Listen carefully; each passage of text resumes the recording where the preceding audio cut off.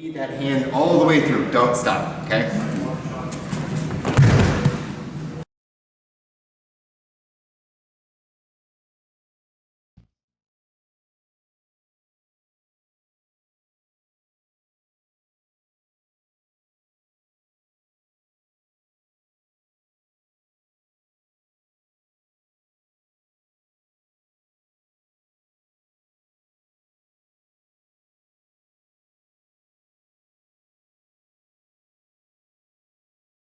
Come through here like this, set this up again, but this time I'm gonna slide straight through there. Everything else, exactly the same. Push against his belly, keep this in super tight, keep his elbow in your chest, try and turn and look that way, all the way through. But since I'm sliding through that way, it makes it even easier to get under his center of gravity.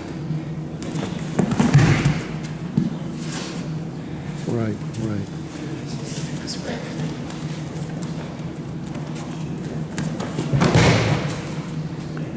Also, the upper body torso turning, because your hips, the rotation of the hips is really a fundamentally important thing there too. Right. Whether you throw your leg on the outside of his body or through the middle of his body, Right. that hip rotation. Very important. Very important. And then what causes that hip rotation is also the control of your arms, his arms. Yeah. In this particular, they're so close to your body. I like to tell everybody with this because I've got his arm locked into my body, and then I start pushing it through his center of balance right there. As soon as I drop and rotate underneath him, that's, for me, you know, about 170 pounds. He could be 300 pounds. That means he's gonna have to deadlift 300 pounds when it immediately drops underneath, 170 pounds. It doesn't matter. I mean, that's a huge amount of weight for somebody to stop. Mm-hmm. And then by the time he figures, he's trying to pancake me, and I've already got his hips going that way. So the combination of the two things is pretty important. So don't stop rolling. The worst thing you can do is come through and get this to happen. Okay? So you don't stop when you see there. You stop when you're looking down at it. Correct. The whole time he's rolling under, I feel I have no balance. I can't sprawl. I can't, because it's fluid from the balance break. Really, even you know, like a wrestler with his instinct would be to sprawl, but that doesn't do a lot of good because his whole upper body and shoulder Right. is being really sucked into it, Yep. and there's a lot of torque you're creating when you whip them. Yeah. Can you do that one more time, and then I'm going to have a question for you too. Okay. Now, realistically, setting that grip up, that's where people will say, well, okay, that's a cool throw, but realistically, how do I get that grip? Okay? So any 2-on-1 entry that you have is going to work fine. Some people call it a Russian grip. Okay? Sometimes I don't even worry about that. I try and catch a hold of a sleeve, and then if the first few grip breaks don't work, okay, or my drags into the 2-on-1 don't work, all I'm going to do is I'm just going to come through here like this and then bring that up. And right about here, he thinks twice about keeping a hold of that, or he starts rotating around. And then that comes right there. Yeah, and that's what'll happen a lot. A skilled grappler, skilled wrestler, Sambo guy, Judo guy, he will turn into you. That literally sucks him into a problem. Right. Can you kind of step back a little bit? So Mike, turn into him when that happens. We got to hold here. Yeah, in fact, guys, turn around so we can see Mike kind of, yeah, there you go, that's it.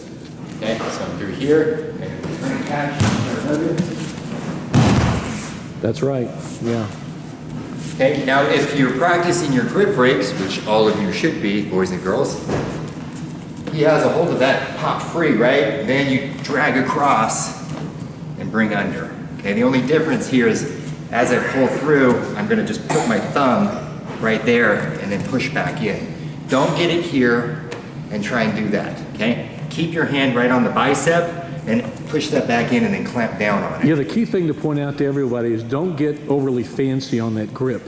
What you want to do, by pushing his hand into his body, you are isolating his hand and just parking it there, Yeah. and he's lost control of it. You've basically killed the use of his hand. Yep. And his whole shoulder too. Yep. So that's why you're doing this.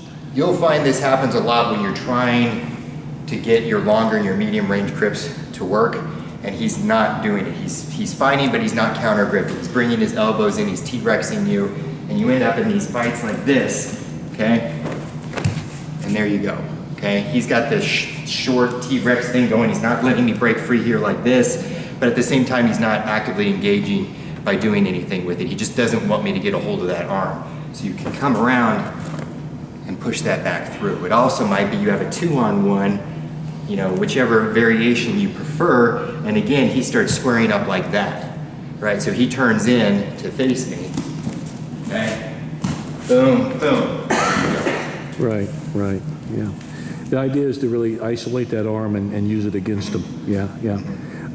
You also had one we've done before where we threw his arm through his crotch, the middle. Yeah. So instead of parking it into his torso like you just did, you would literally throw it between his legs. Right. Can you demo that Sure. just so people can see how that would work? That one's actually my favorite, but they don't always give it to you because they don't usually give you the whole arm. So I end up getting the figure 4 one a lot more because they're fighting so damn hard to get away from this position. And when I get somebody who gives me this, I'm so happy because I can just jam that thing through there.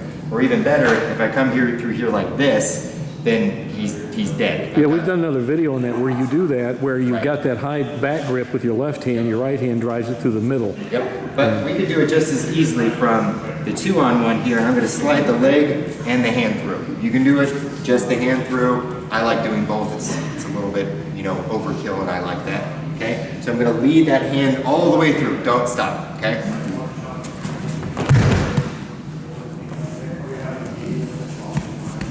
Now, if you grab the grip, if you had your left hand on the outside of the jacket, Okay. you know, as a grip there, Through, catch through there you like can this. also, yeah, do Okay, that. same thing, okay?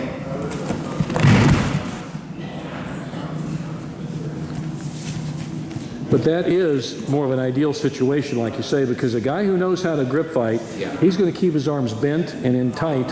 He's not going to give you that whole extension. You're going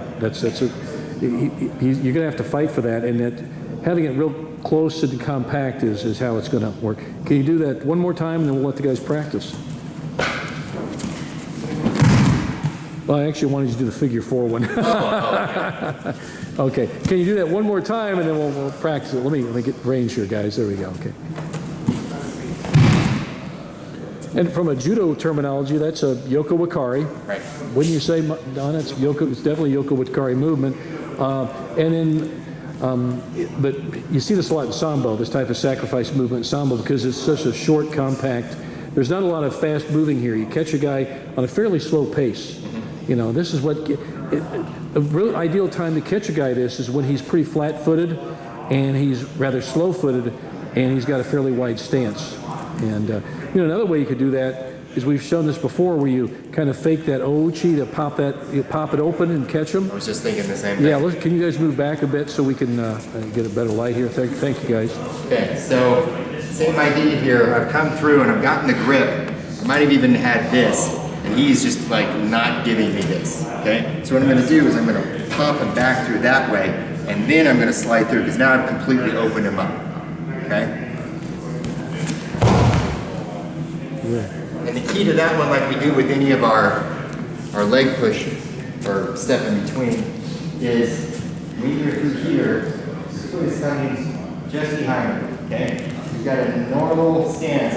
My foot comes in and the calf makes contact. The ball of the foot is right behind them, maybe slightly past it, and then I straighten my leg down. And it's like a foot stomp when you do it quickly. Right. Can you guys kind of turn about so I can get a different angle? There you go. That's better. Okay? So it looks like I'm just kind of going like that, but I'm coming through like that. Mm-hmm. And there it goes. Yeah, and that's the setup, because you've tied his upper body up. You've got that that figure 4 grip up there, and you pop it open, pop, and that's the opening right there. Yeah. Okay, well, guys, let's practice that. It's a great move. It looks hard, but it's not. It's just a matter of rolling through and finishing. Let's give it a shot. We're good.